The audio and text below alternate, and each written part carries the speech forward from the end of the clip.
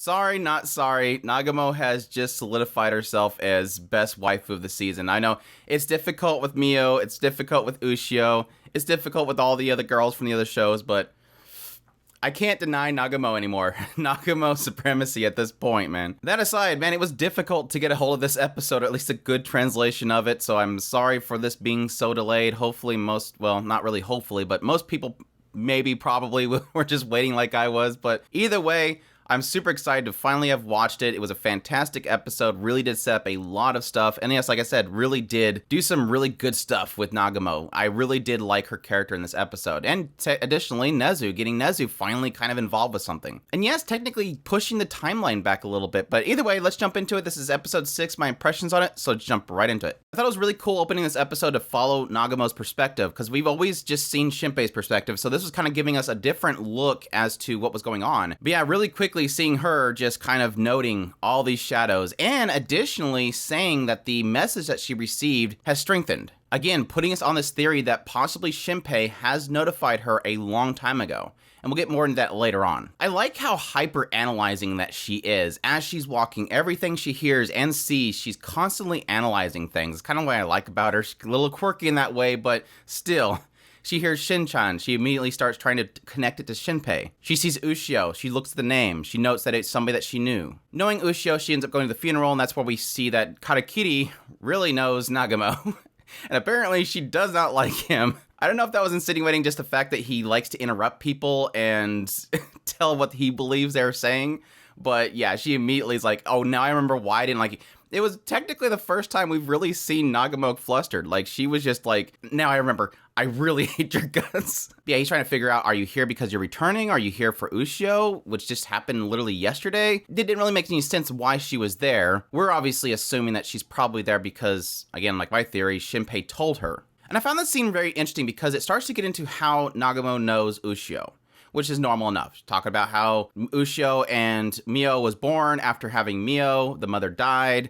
Alan's always been having to take care of the two of them while, running this restaurant. So everybody in the town basically becomes their parents. And at some point, Ushio confronts Nagumo and asks her to read the story that she has. And she's like, well, I can't do that, so I'll just read you my own original story. Now, it doesn't get into details of what the story that she told, but the assumption that I have there that it might have been the swamp story. And why I say that is because right after her reflecting on her past, she talks about how, Ushio has left us for Ryonosuke, which is her sister. She's looking at Ushio's picture with everything set up. And when she goes back to Alan, they're talking about Shinpei. And she asks, who is Shinpei? And they said, oh, you don't know who he is because you left the island 14 years ago. 10 years ago, his parents died in a shipwreck, and I took them in. And she immediately responds to this. She reacts very panically once this happens. Like, she has to go do something. Now, she says at this point that she can't let Shinpei see her, but he does know that he's still human. That part was very weird. I'm not sure if that was a translation issue or not. I think the two that I watched both translated that pretty much the same. But Alan stops her and pulls her to the side and mentions to her that Ushio was strangled. And he asks if it reminds her of 14 years ago. And this is where I was thinking that maybe the whole story that she told Ushio was the story of the Swamp Man. Because my theory here is obviously she took on the pen name of Ryonosuke, which is her sister, but was that just a tribute to her, or was it because the story is her sister's story? Or is it an event that actually happened? She witnessed something happen 14 years ago. It's very similar to what happened to Ushio. Though the brief snapshot that we get of the scene, she was bloody. Like, she was just covered in blood. So I don't know if that's the same, but it seems like to Alan, he believes it's the same. So I don't know, maybe there's certain parts of it that are similar. But she's bothered by this because she's like, well, did you check the nails? Did you check this? Where is she at? Who did the autopsy? And that's when we find out, yeah, that kind of confirms part of my theory around the Hishikata. Hishikata is the clinic that handled the autopsy, and my theory from the previous episode is that Hishikata is going to know how to probably disconnect the shadow from the person, because, again, the scene with him with a shadow behind him, I believe he's going to have some way of creating the Ushio that we currently know that is not connected to the bad guys, but is trying to be human. But yeah, she checks the body. There's marks on the neck. The Hishikata is getting angry, and she's like, who disrespected her? Me or you?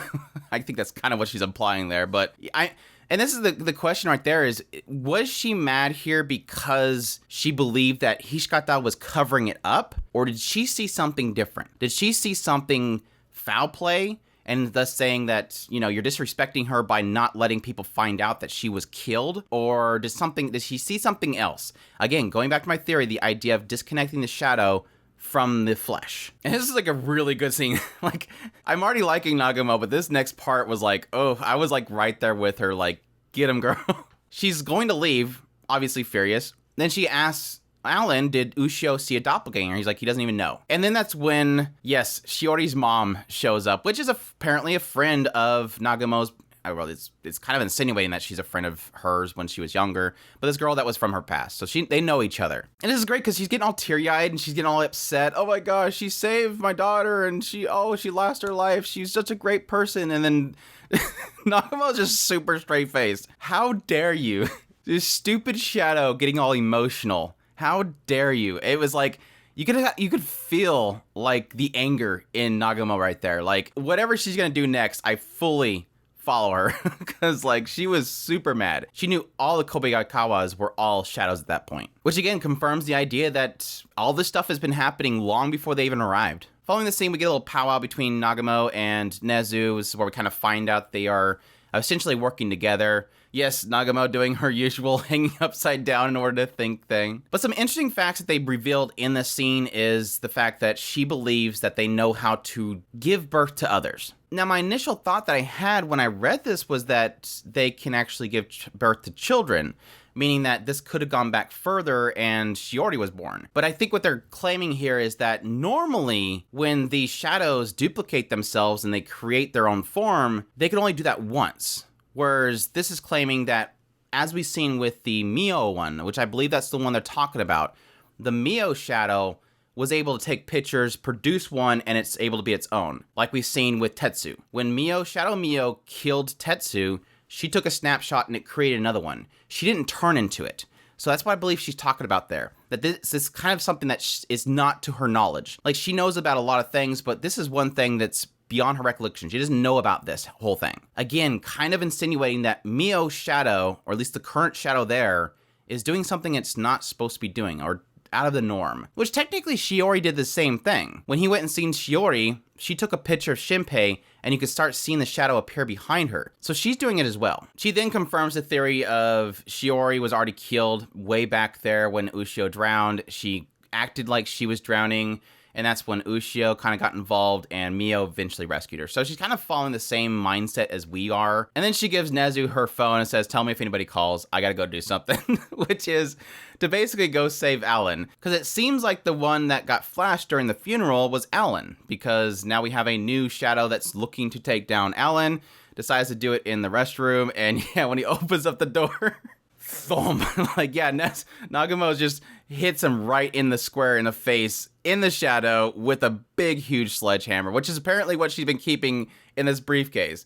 And yeah, it's like, what are you doing? And all of a sudden, like the face kind of warping in was way cool. And I don't know if they have actually kind of insinuated that with like Mio when they took down Mio, but yeah, it seems to be that's the case, that whatever effect happens to the shadow sometimes can kind of be mimicked into the flesh itself. Because if you think about it, if they are acting out themselves as the flesh form, if something happens to them, it might instinctively change their form as the fleshy self. So, but that was way cool. I like that, the way they pulled that off, and with animation, just having that kind of go sunking in, it was really cool. Nagumo, best girl. Mio's shadow purposely flashed Alan to find out if he knew at that point where the shadow Ushio was, which he doesn't know. But that could play into Shadow Mio knowing that, like, Hishikata, maybe Alan, knows why the Shadow Ushio is the way that she is, why her older sister is just running off, and how it came to that. Again, playing into my theory that Hishikata knows how to disconnect the shadow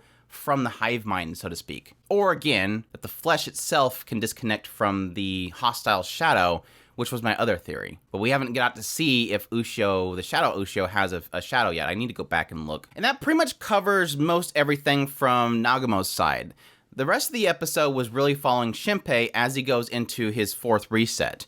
And what he quickly kind of does is he establishes the same route as before, which again, I note, I don't think this is a good idea. I really do think this is a bad idea. He doesn't need to do the same thing as he does previously because he does know eventually he gets flashed. He knows if he does everything the same way as the previous, he's going to eventually get flashed by the shadow, and he's going to tell them what he's going to do. So he really does need to make sure he focuses on changing his routes, even if it's subtly, just to throw them off. But it was interesting though, because when he went up to Shiori and he starts telling Shiori to watch out for shadows and stuff like that, I'm like, what are you doing? You know it's a shadow. And then I remembered, oh yeah, he told her that in the previous route, and he's doing it specifically because he wants the shadow to be confused, just like last time. Because he knows he's eventually going to run into her again. He knows it's a shadow. And he knows that he's eventually going to run into her again, and that he's going to need her to be confused like she was the previous time. And that she won't attack him. I thought that was kind of clever.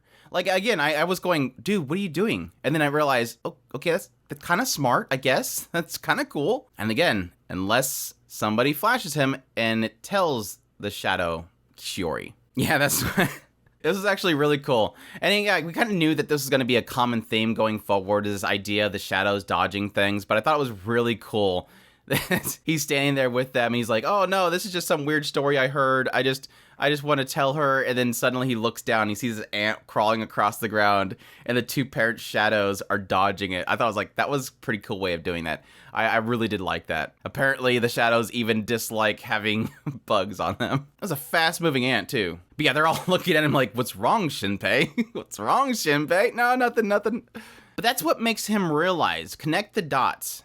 This had to have happened the prior day. He's already noted that the food at Shiori's house were all cold, and it was dinner. So it has to be at least a dinner point that they all died. But now seeing that right now, the parents are shadows, has to be at least the prior day at dinner. Not the morning, the prior day. And yes, he has to confirm this by the best method possible.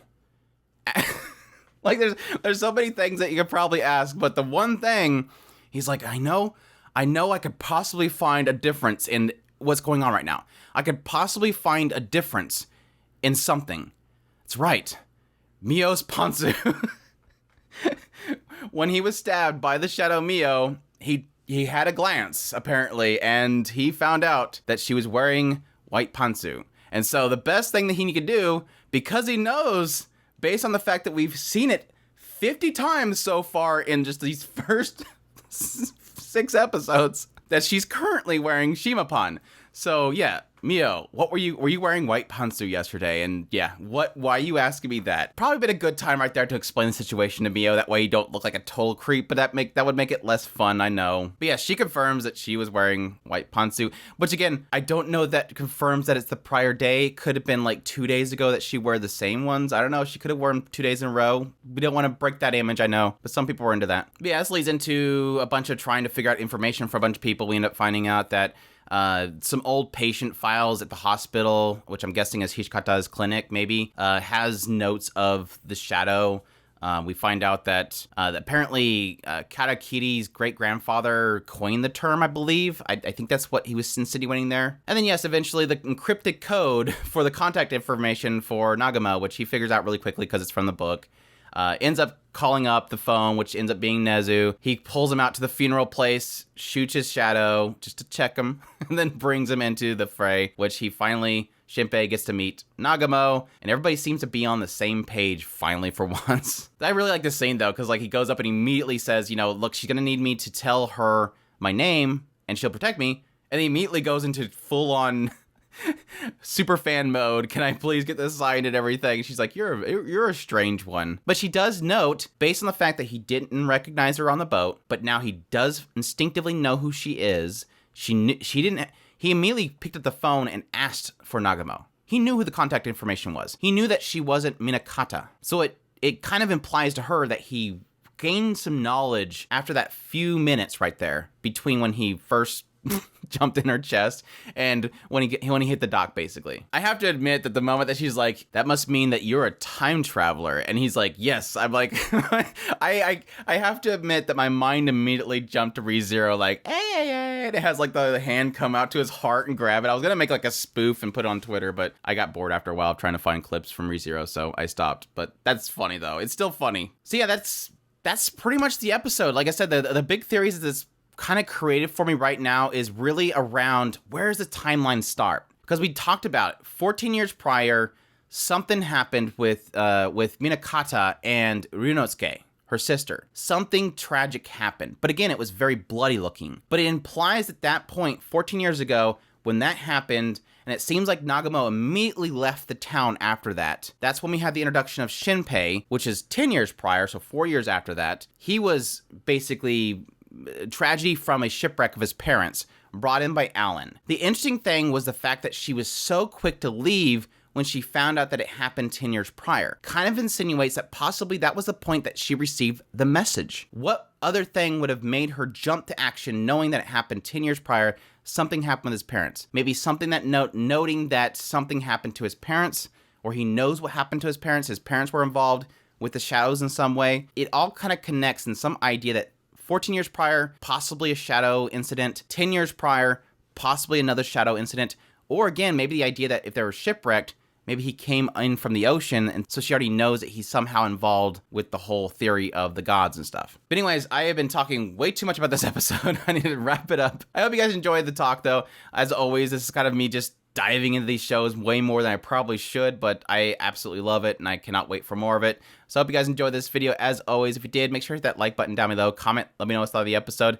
Subscribe if you haven't already. Share this video if you can. Support us on Patreon or through our tips link in the description below. We definitely appreciate everybody that supports us, and y'all take care.